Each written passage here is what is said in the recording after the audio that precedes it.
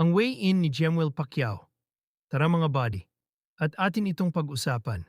Mga buddy, kanina lang ay official nang naganap ang weigh-in sa pagitan ni Jemuel Pacquiao at ng makakaharap niyang si Derek Gates.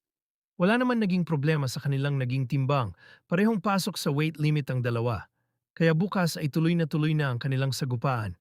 Sa California, ito pa lang ang pangalawang laban ni Jemuel sa professional career niya, habang ang kalaban niya naman ay may edad 36 na parehong naghahangad ng unang panalo ang dalawa sa professional boxing career nila, dahil may record si Jemuel na 0 win 0 loss at isang draw, habang ang kalaban niya naman na si Derek Gates ay wala pa din panalo at may isa ng talo. Suportahan po natin yan mga buddy. Samantala, naganap na din ang weigh-in ng isa pa nating pambato na si IBF Minimum Weight World Champion Pedro Taduran.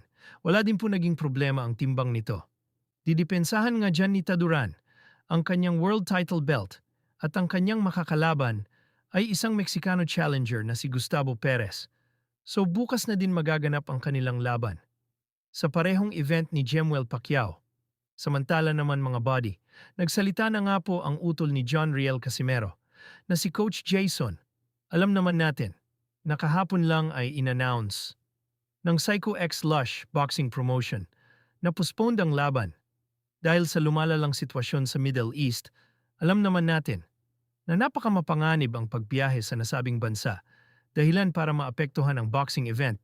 So nagsalita na nga dyan si Coach Jason Casimero. Wika niya, napabor daw sa kanila ang ipagpaliban ang araw at oras ng laban dahil sa nakukulangan pa naman din daw sila sa ensayo.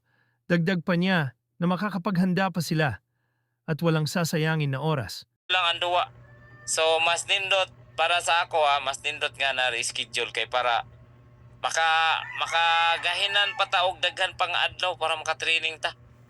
So hindi lang si Casimero at Neri ang napostponed ang laban. Lahat ng kasali sa event na yan ay postponed. Maghintay na lang po tayo kung kailan ay re-reschedule ang laban. Wala naman na bago sa laban. Ayun pa din naman ang dapat na magkaharap. Kung baga ay papalitan lang ng schedule